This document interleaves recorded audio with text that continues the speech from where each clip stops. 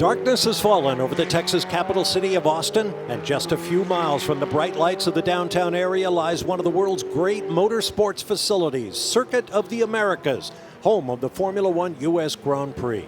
It is there we await the closing race of day one here in round 4 of the Ferrari Challenge North America, a series that enables Ferrari enthusiasts to live the dream of experiencing all that the world's most famous performance brand has to offer. Great car, great track, great fun.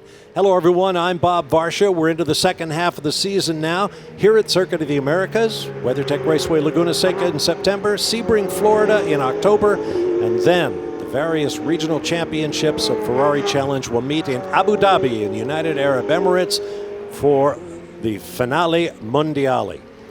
Circuit of the Americas is in its 8th year here in Austin, Texas. And it is a spectacular facility. I've been coming here for enough years that I know it is a favorite of many of the world's great drivers in all the great series. The track, 3.427 miles around, 20 turns, 12 left, 8 right, lots of elevation changes, fast corners, tribute corners, long straightaways, heavy braking area, everything racing drivers love, and everything that the Ferrari 488 Challenge Evo race car does very, very well. One thing that hasn't gone quite according to plan here in Austin is the weather. Over 100 degrees with close to 50% humidity. Heat indexes up close to 110 degrees, but fortunately now with the sun down, it has cooled just slightly into, say, the high 90s. The track is dark now. The drivers will have assistance from artificial light, but we have the opportunity to show you what it's like in the daylight with COTA Shell Class driver Brad Horseman taking us around. Hi, I'm Brad Horseman, driver of the 105 Foreign Cars Italia Ferrari 488 Challenge Evo car, and I'm going to take you for a lap around the Circuit of the Americas. So here we are at Circuit of the Americas, coming out of turn 19, setting up for turn 20. Turn 20 is the last turn that we will hit before we hit the front stretch and ultimately the start-finish line. The tower is a good bit down the front stretch here. As we approach the first turn, we want to use that steep hill that you see in front of you to use that compression and really slow the car down. We can push the braking zone pretty deep here. Turn 1 is one of the slower speed corners that we'll hit on the circuit. It's a third gear corner. We've got past that guy. So we want to hustle the car back to the left there, and as we're coming through 2, we want to try to keep it tight to the right, but we are full throttle here, setting up for a really complex turn of 3 through 6. It's a left-right complex. You really want to make sure you stay ahead of the car. It's very difficult, but if you get it right, it's very quick. Going through 6 here, you want to keep the car a little bit to the right there, maybe a little bit more than I did. Going through 7 and setting up for 8. 8's unique. You really want to straddle the curbing there. Keep the right sides just to the right of the red and white gator. And that's a quick left back to the left on turn 9. Turn 10 down also to the left, all the way down to turn 11 is flat. It's a very high speed area. It's a good passing zone here going into 11. 11 is important because it sets us up for the longest straightaway on the track. And in fact, it's one of the longest straightaways I think, again, we hit on many of the tracks we visit. You want to make sure that you get that exit really right because it is such a long straightaway. You're going to carry a lot of speed here. In fact, we're going to pull 7th gear here towards the end of this straightaway. This is a good time to check all your gauges, relax a little bit, remember to breathe, and then get ready to find your braking zone to set up for turn 12. 12 has got a little bit of a dip there. You might have noticed it. You want to hustle back to the left to set up for 13, 14. Despite it being 2 turns, it's really almost a constant radius turn here, as you see. Patience is key. Setting up for 15, another sharp corner left. Patience again is the name of the game in 15 to set up for 16, 17, 18. Another long high-speed right-hander. A lot of throttle modulation. We're in 5th gear going through this corner. It's high speed. The car's wanting to push left. You got to resist it and get back to the right to set up for 19. 19's a nice high-speed corner. You want to straddle that gator right there in the center of the apex. Let the car drift out a little bit, but not too much. And then again, set up for turn 20. This is again another important turn on the circuit. It sets us up for the front stretch and the race back to the start-finish line. Again, here you're checking your mirrors, checking gauges, and that's a lap at COTA. That's a great face camera shot on Brad Horstman. And a couple of things you'll notice, he's doing exactly what great driving schools, like the Corsa Piloti, that virtually every Ferrari Challenge race driver goes through to learn the craft. He was looking into the turns. You're taught that the hands will take the car where the eyes are looking. So you want to look where you want to go and not somewhere else, because if you're looking at the grass verge, that's where your hands are going to take you. But that was really well done by Brad Horstman. And here's a great shot. Special accent lighting on all the cars forming up on the grid, and that's where you'll find our pit reporter, Heather DeBow. Absolutely, Bob, and it is quite dark down here, but what's lighting these cars up is the special light strips that they added. As you'll see here on the 61 of Jean-Claude Sada, he's in the Trofeo Pirelli AM division, so he's going to be running those white colors. Anyone in the Trofeo Pirelli, they'll be running the red, and you can see that across from him at Jordan Workman's car, as well as the car on the front row, the number 28 of Joseph Rubo. So those are the ways that you're going to be able to differentiate these cars. And further back in the field, you will see that the Copa Shell cars are in yellow. So 3 colors on these light strips to help everyone see who is where and where they are on the racetrack in tonight's last event. Bob? All right, thank you very much, Heather. It's been a long, hot day here in Texas, and the best is yet to come. You see the track marshals using those illuminated batons like you'll find on an airport ramp to line the cars up. We're not that far from Bergstrom International Airport here in Austin, so let's hope that all the pilots have their eyes on the runway and not the front straightaway here at Circuit of the Americas. It's an absolutely magical racetrack designed by famed German designers Hermann Tilke and Associates. And there is one of its trademarks, the Dragon's Tail. 499 steps will take you up to that observation deck where you can stand over a glass panel and see the earth deep beneath your feet, or take the elevator. And behind it, an amphitheater that seats 14,000 people, home to lots of big-name acts during the concert season here in Austin, Texas, when concerts are allowed once again. And so the track lights go out, the headlights come on, and we're time for those most famous words in motorsports. Back to Heather. Drivers, start your Ferrari engines. That's got to be a thrill just to say that. Be safe down there, Heather. So the engines fire. The Hublot safety car, the Ferrari F8 Tributo, an absolutely fabulous machine, is fired up. The lights are on. Shane Donnelly, the safety car driver, is behind the wheel. The grid's still being cleared. And then we'll have the roll-off for 30 minutes of racing, combining 3 classes. Some 38 cars entered the weekend. A few withdrawals, a few additions. But by far the biggest class entry was the Copa Shell division with 22 cars. So in order to somewhat balance the field for each of the 2 races, they combined the top 3 classes of Trofeo Pirelli AM, and Copa Shell to create the grid that you see down below. Now they'll start in 2 groups, Trofeo Pirelli class cars first, and then the Copa Shell cars.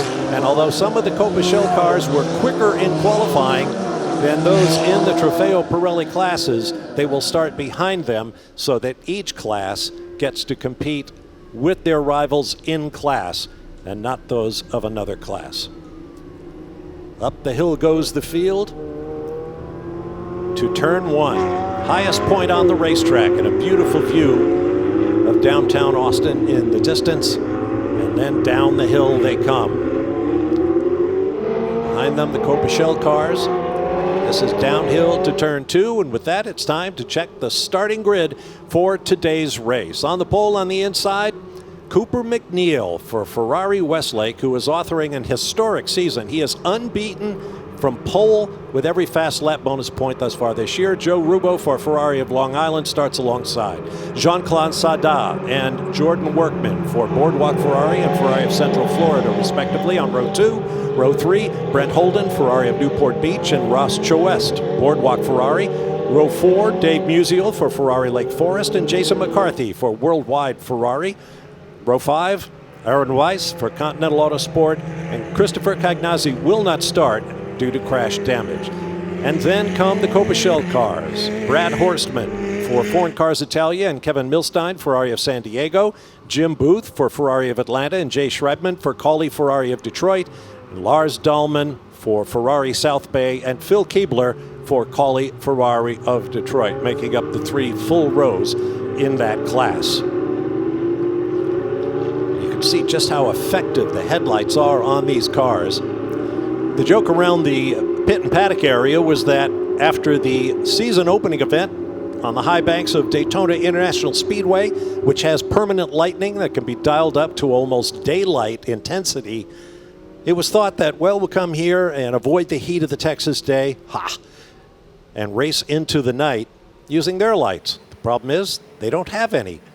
So artificial light standards like those, mobile standards, have been brought in and added to when the drivers said that they needed more light, particularly in the corners. Straightaways, not a problem. The headlights on these 488 Challenge Evos, more than adequate. But the drivers wanted a little extra light in the corners, and so more lights were brought in, and as you can see, they are very effective at illuminating the 20 corners on this racing circuit. In the design process, Tilke and Associates tried to pay tribute to some of the great corners on the world's great circuits. For example, once you come down from the hill at turn 1, you enter a series of S's that are meant to mimic the Beckett's Chapel sequence at Silverstone Raceway in Great Britain. On the backstretch, there is a stadium section, a la Hockenheim Ring in Germany. And then a long multi-apex corner, 17 and 18, that are the opposite direction, but every bit as thrilling as a similar corner complex at Istanbul Park in Turkey.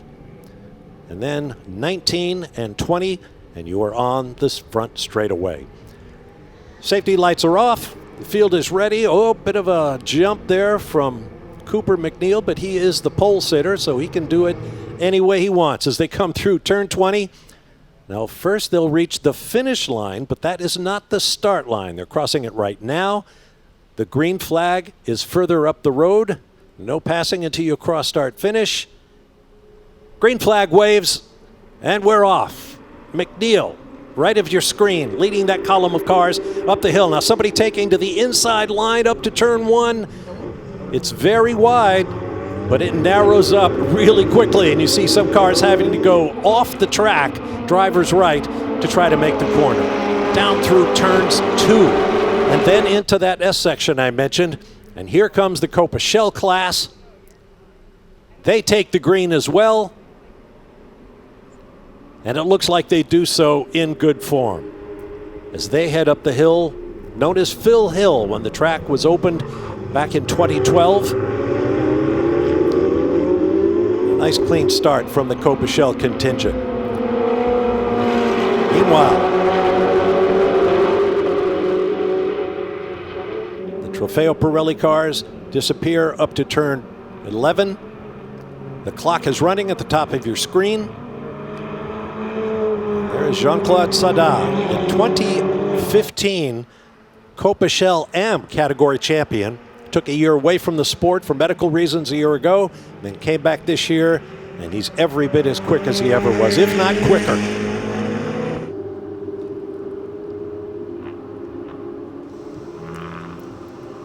Down the hill from turn 10, here is turn 11, another wide corner. You can pick your line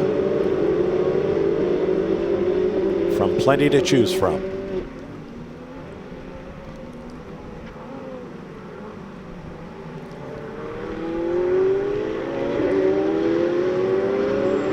This is through the stadium section. Now up through the gears. And the multi-apex turns of 17 and 18. I count 4 apexes. 4 points at which the car is right at the track verge in the middle of its turn. Meanwhile up front, Cooper McNeil. 6 races coming in, 6 victories, each of them from pole. and each of them with the fast lap bonus point. And yet, Cooper, the two-time defending Trofeo Pirelli class champion, is not out of the woods mathematically. There are so many points still on the board with 2 races this weekend and 4 more after that before the Finale Mondiale, where the points count in Abu Dhabi. That Cooper MacNeil has some decisions to make because he has an obligation to his family team in another racing series, driving a Ferrari, of course. This season could get very exciting despite the domination he has shown. See brake disc glowing everywhere now that darkness has completely fallen.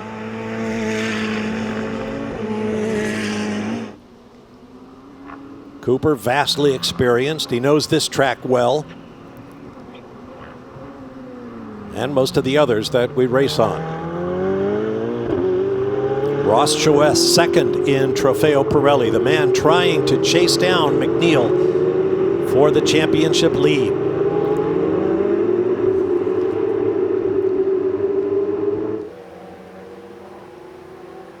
From the drone, a 0.6 of a mile backstretch, dipping, curving. Oh, we got to move down the inside. Oh, just not quite close enough.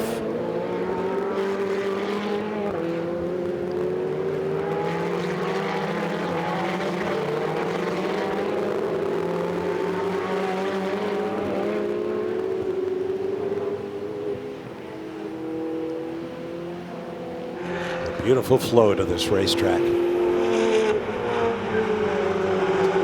All the cars are on the tires, the Pirelli tires they qualified on. So they're all scuffed in. They've been through a heat cycle. And it's a new Pirelli construction brought on board this year to be more consistent, not necessarily faster, but to allow these drivers the performance margin to be able to keep their lap times where they want them and not see a lot of grip fall off, which leads to slipping on the track and slower lap times. Up and over the top of the hill, MacNeil, Rubo. Joest, Workman. Red numbers are the Trofeo Pirelli cars. There's Kevin Milstein leading in Copachel.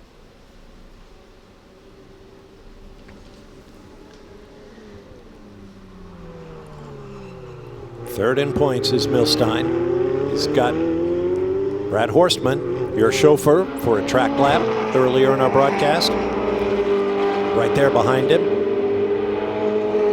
Horstman is also right behind him in the points championship. Third and fourth separated by the gaping margin of a single point. Here's Jim Booth. So in the Copachel category, second in the championship at 49 points, just 5 ahead of Milstein. Still looking for his first victory of the year in the Copachel class.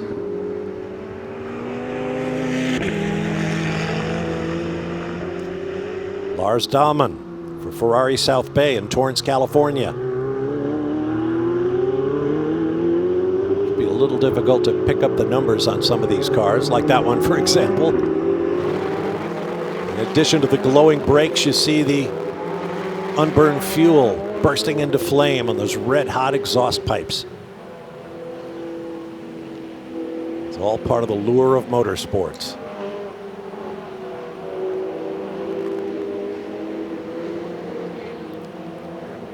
Behind the paddock and garage area, down to turn 19. Quick left-hander. Careful to keep the car on the racetrack. You may not go beyond those red and white striped rumble strips. To broaden out the corner and keep your speed up, you must stay within the track limits.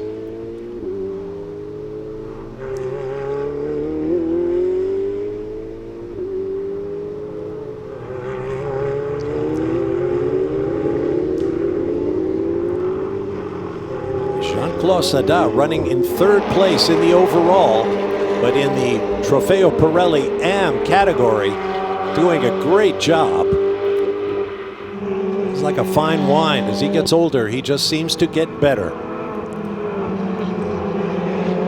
Because Ross West and Jordan Workman are quick. Yet Sada is looking at them through his rear view camera. Oh, just pinched off at that corner. This is hard racing. Make no mistake.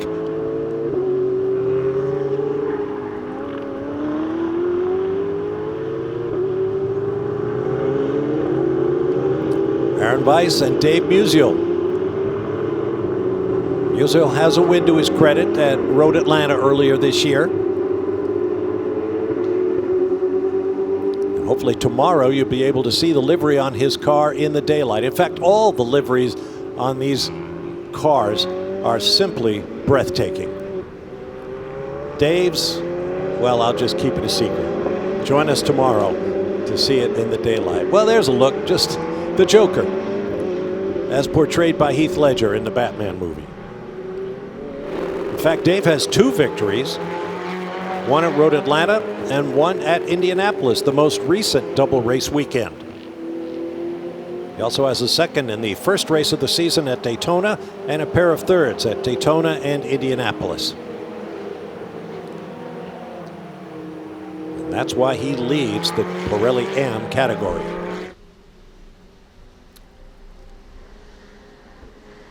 Looks a little lonely, doesn't Cooper McNeil? This has been his modus operandi this year. Gap the field early, and then maintain that gap to the finish. Quite honestly, McNeil has been magic around Circuit of the Americas. Clear of the field by more than 2 seconds in qualifying. And that's why he has that lead. He has raced at night many times before at places like Daytona and Le Mans. And he is clearly in his element. There's Joe Ribot in second place, representing Ferrari of Long Island, where I grew up.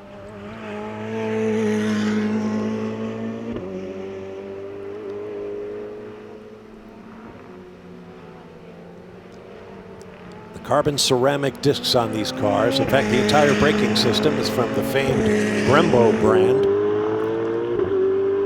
and they work so well.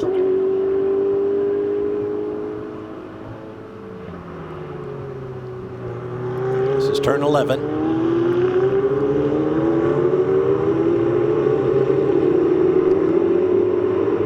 Mix of Pirelli AM cars, and well, Pirelli AM, and Copachel right there. 1, 2, 3.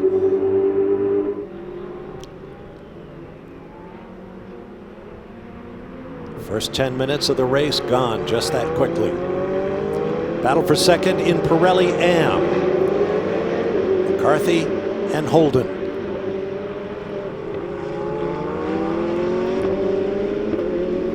Jason McCarthy third, Brent Holden back in 8th place, now in his 5th season. The interesting thing about Brent Holden is he has run both the North American and the European Ferrari Challenge Series. There are 4 series in all: North America, Europe, the United Kingdom, and the Asia Pacific region. And the best of all 4 of those championships will meet in Abu Dhabi to decide things in November. West and Workman, less than 3/4 of a second apart for 4th place.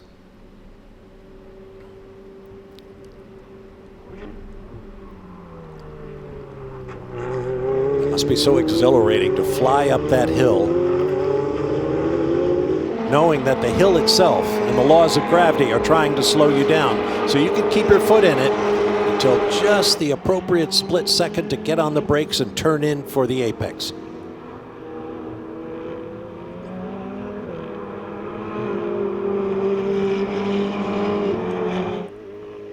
There's the running order in Pirelli AM. Sada, McCarthy, Holden, Weiss, and Musial.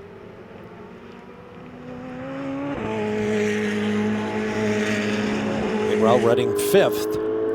And fourth in the Trofeo Pirelli class is Jordan Workman. Heather has more on him.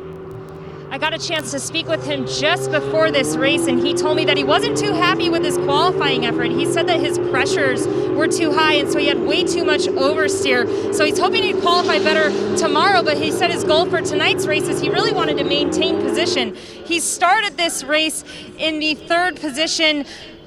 in the fourth position in his class, but he's really wanting to get a podium tonight. But did you know he's only 21 years old, so a very young driver in the field today. He's based out of Orlando. He's currently studying business and taking college classes online. And when I asked him, what made you want to get into Ferrari Challenge? He goes, you know, I saw it on social media and I thought it looked pretty interesting, so I thought, hey, I'm going to give that a go. 21 years old, racing a Ferrari in Ferrari Challenge. I hate him. And he is used to high-performance cars. He drives as a test driver for a go-fast part shop for a living. I guess that's what we'd say. And he is a real talent. He's fourth in the class in championship standings terms. A best of second place in the second race of the weekend at Road Atlanta after finishing third in race one there. He really goes well at Road Atlanta. Those were his only two podiums of the year, but he is very young, as you heard, very inexperienced in terms of actual circuit racing. But you can be sure he will pick it up quickly and be a force in the future.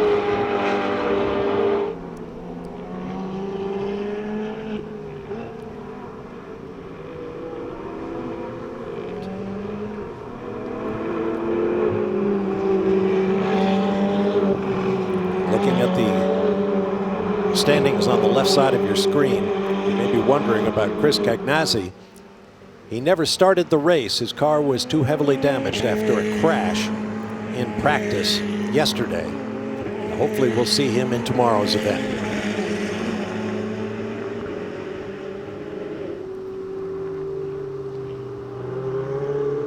As I mentioned at the top of the show, the drivers are organized into classes, Trofeo Pirelli, Copa Shell, based on experience and demonstrated ability. It's a very interesting process that the series officials go through, but looking at those standings on the left of your screen, the Trofeo Pirelli guys with the red numbers bunched very close together. The Pirelli AM drivers, with the exception of JC Sada, who is in third in the overall right now, also bunched together, and then the Copa Shell drivers. So I'd say that's probably proof that the sorting hat of Ferrari Challenge, if you will, put everybody in their proper category.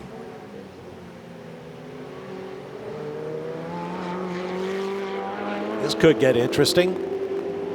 Four cars, basically nose to tail, through one of the twistier sections of the racetrack.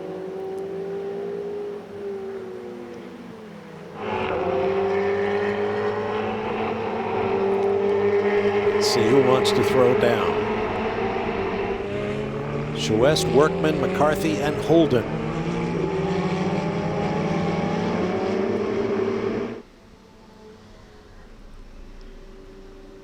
Onto the front straight.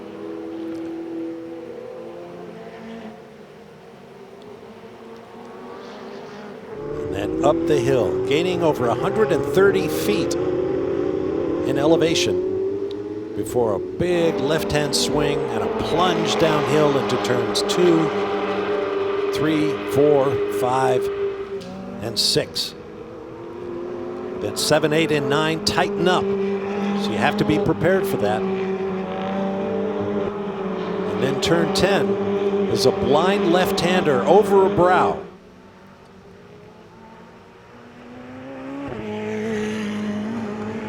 So you need visual cues to make sure you're lined up properly. Right there to make that apex and straighten up with your foot buried on the throttle.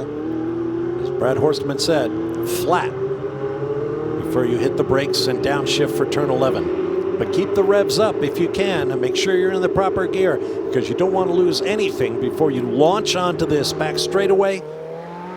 These cars all accelerate at the same rate. So if you lose ground to somebody getting onto the straightaway, you're going to have a hard time making it back. Look how they close up under braking.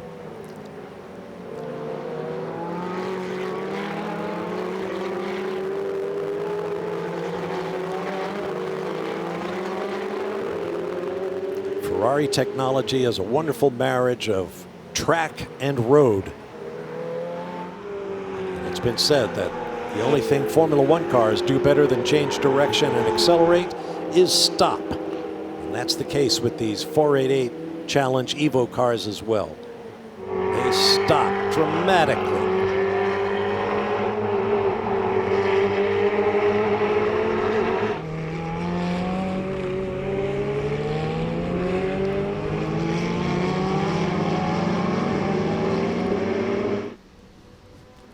Less than 12 minutes to go. Well into the second half of this race. See the gaps on the left side of your screen. Cooper McNeil with 16.6 seconds on second place Joe Rubo. And then just 2-second gaps or less from Rubo to Sadat to Choes to Workman to McCarthy. 1 second basically to Holden, and then a big gap to Musial. Bit of a surprise to see Dave Musial quite that far back. As I mentioned earlier, he has 2 race wins this year. And some other podiums as you watch Jim Booth with Lars Dahlmann just over a 10th in arrears.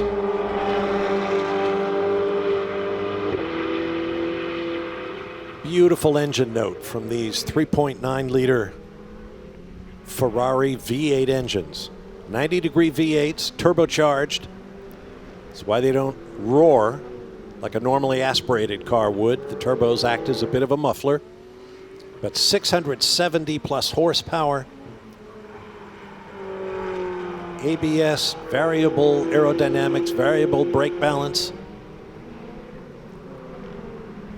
And most of it, the factory parts that go into your 488 street car, the GTB.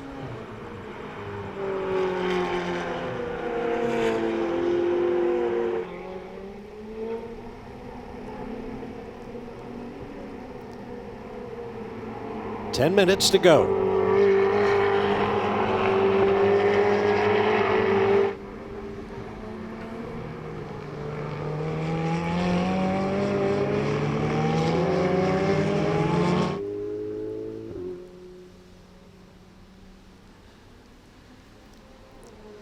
Corner exit there at turn 20, getting wider.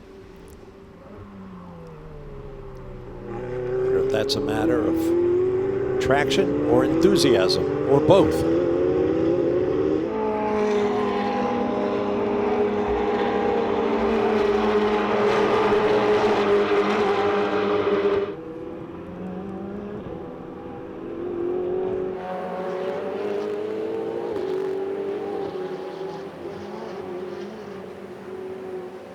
That's Jordan Workman.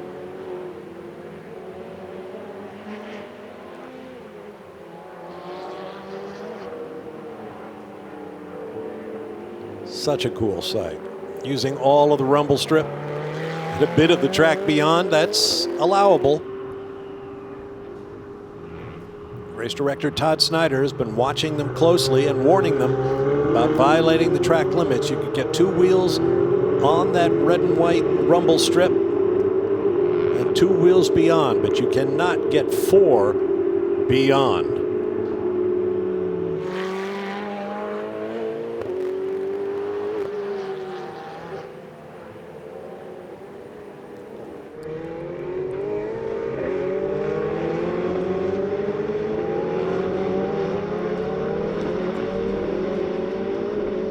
Look at Jason McCarthy there.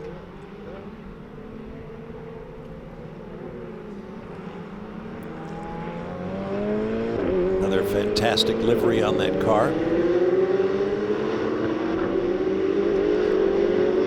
While walking the pit lane this morning, I was informed by a member of the crew when I asked about the inspiration for a particularly striking livery that there are actual competitions among designers of these wraps, as they're called. The cars aren't painted in those colors. They put a vinyl wrap on the car, very thin, very strong, and obviously you can print just about anything on them.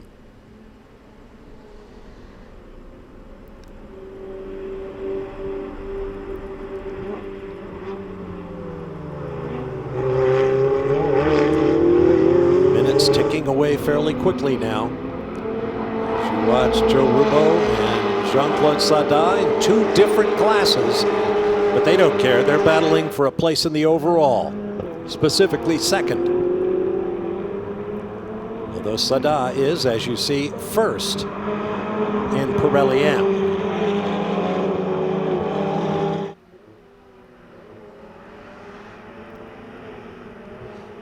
And since Sada runs in first in class, Dave Musial, the points leader in Pirelli AM coming in, is fourth in class. Sada will make up a handy pile of points in the championship over Musial.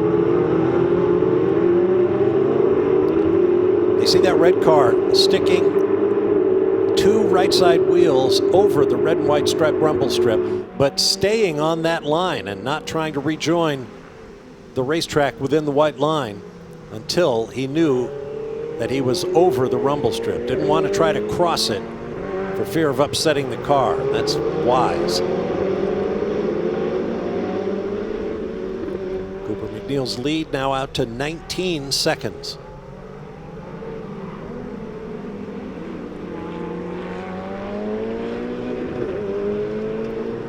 Weiss is in the pits, which is a shame.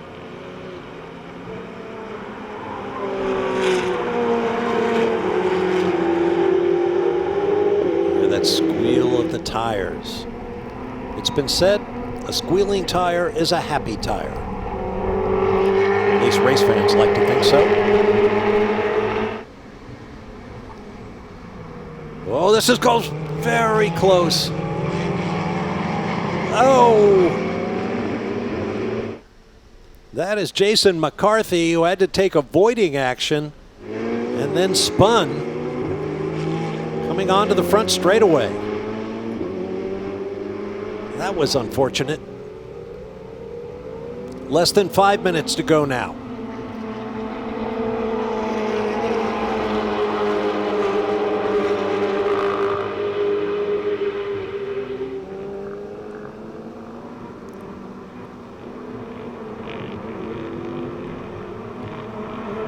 Hear that thrumming, the brrr sound. That's the rumble strip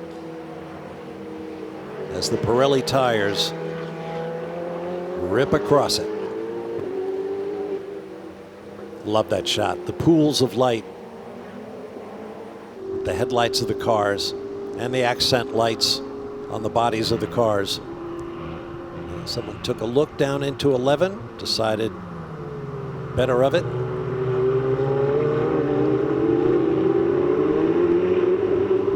Now it's a drag race. Down the backstretch to turn 12.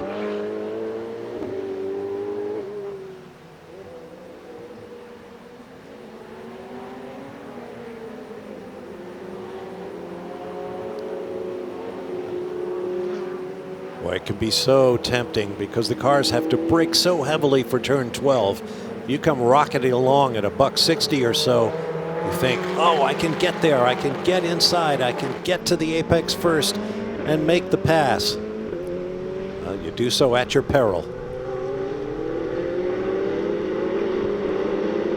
In fact, despite the broad expanse of this racetrack and the high speeds involved and the opportunities at turn 1, turn 12, even at turn 20, Circuit of the Americas is considered a difficult place to pass.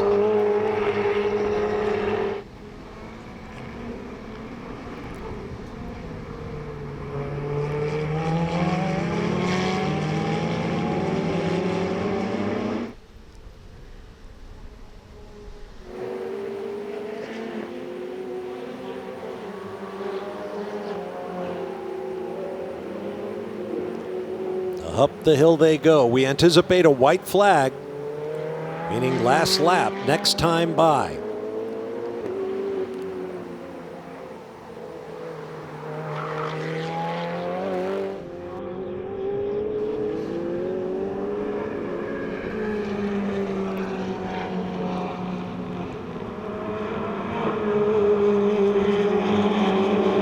Rubo and Choest, the red lights mean they are both Trofeo Pirelli cars.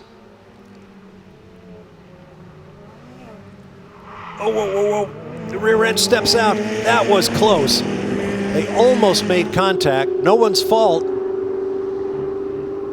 Just Rubo's car got loose at the back, and then he almost swung back across into Choest. It looks like everybody made it through okay.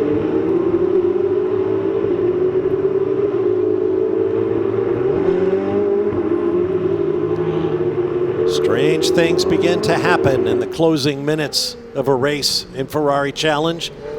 We saw it earlier in the day in the COTA AM category. And now here we are going 3 wide. Oh, I think there was contact there. Drivers trying to make things happen. That was Sada and perhaps Jason Workman. Meanwhile, as the clock ticks towards 1 minute, the white flag waves, the headlights flash to acknowledge the flag, and Cooper MacNeil sets sail for the 14th and final lap in a possible 7th consecutive victory from pole. He indeed currently has fast lap in his class at 2 minutes 12.136 seconds. Final lap, gentlemen. Looks like somebody else cuts to the inside. They had the same idea, but they're not close enough. That's Brent Holden, the number 14. Thought he might get there, but he couldn't. Sada, no surprise, holder of the fast lap in the Pirelli AM category at 2:14.590.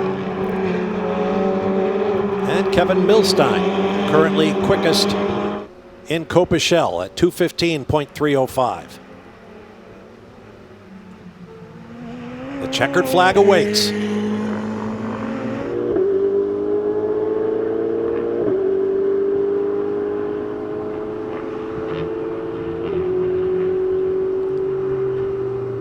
Last time through turn 11.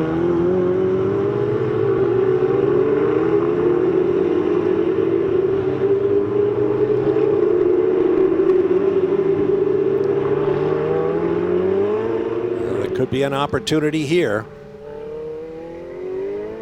Ducking inside, outside. Inside again. We'll have to see what happens. Meanwhile, up front, 2 corners remain for Cooper MacNeil, whose perfect season, it appears, will continue. His championship lead will widen slightly, although it will not deliver that championship and may not until the final race of the season in Abu Dhabi. But here in Austin, by the rocket's red glare, Cooper MacNeil wins again.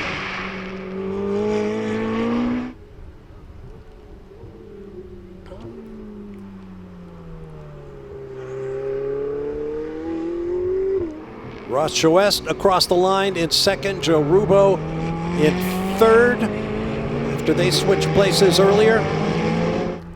Jean-Claude Sada, Brent Holden, Workman, McCarthy, and Musial. And then the COTA drivers led by Kevin Milstein, Brad Horseman, Jim Booth, Lars Dahmann, Jay Schreibman, and Paul Keebler behind.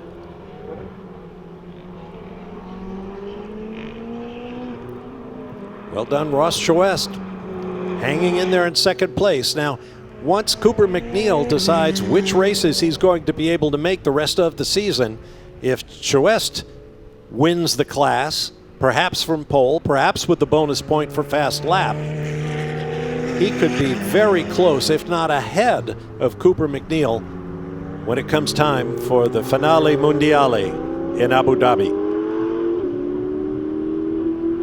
Another Tilke racetrack. And if you've not seen it, it is thoroughly amazing. And an appropriate place for Finale Mondiale because it's close by the world's first Ferrari theme park, Ferrari World. If you don't know what I'm talking about, look it up. You will be amazed.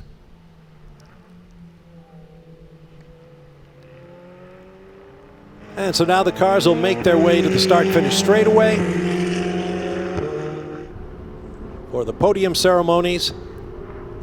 And then tonight, as at every round of the Ferrari Challenge North America, there is a party in store with food and drink and more before we all go home and get ready to do it again tomorrow. And we hope you'll be with us when we do.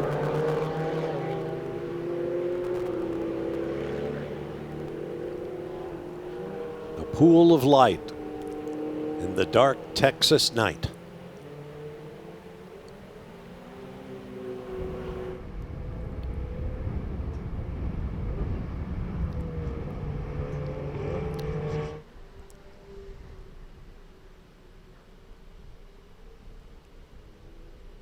And the flags all wave. Be careful waving that baton. It's like guiding a jet fighter onto an aircraft carrier deck. You can't be sure if he's going to see you. Bottom of your screen, the podium being placed on the start-finish straightaway for the ceremonies to come.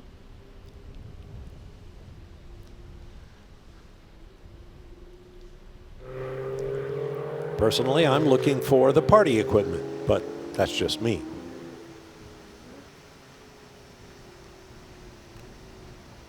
And how about a light show?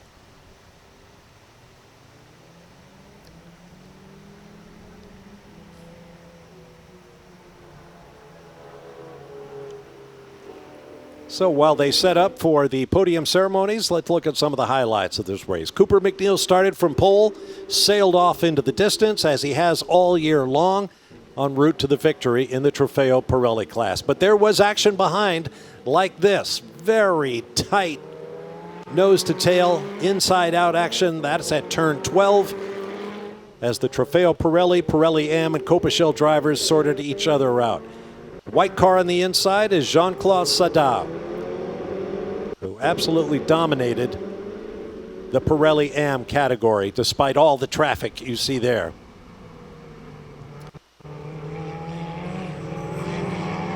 And that's the moment where it all kind of went wrong for Jason McCarthy. Down to the end, a great battle as the grip went away or the throttle pedal got a little bit enthusiastic, but still clean, fun racing, and another dominant performance from Cooper MacNeil. We hope you enjoyed it.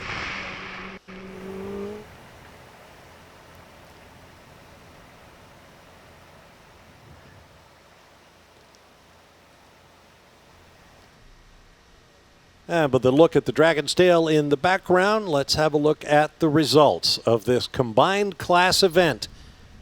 Race number 7 of the 2020 season. MacNeil with the victory by nearly 26 seconds over Ross Choest. Jean-Claude Sada right there with the Trofeo Pirelli drivers despite his placement in the Pirelli AM class, and he won it handily. Joe Rubio finished 4th, Brent Holden 5th, Jordan Workman 6th, and Jason McCarthy and Dave Musial. Kevin Milstein picked up the victory and the fast lap in the Copa Shell category, followed by Jim Booth, Lars Dahmen, Jay Schreibman, Paul Keebler. Aaron Weiss had problems and reported to the pit lane. Christopher Cagnazzi was a non-starter today, but as I said, I hope we will see him out there tomorrow. And that's the way to light up a room right there, to my way of thinking. How about a look at the points championship now with 7 races complete? McNeil, a slightly fatter lead over Chouest. Joe Rubo's in third, then Workman, Cagnazzi, Martin Burrows from Canada, who is not on hand this weekend, nor was Neil Gahani. But I imagine we'll see them again before the season is out.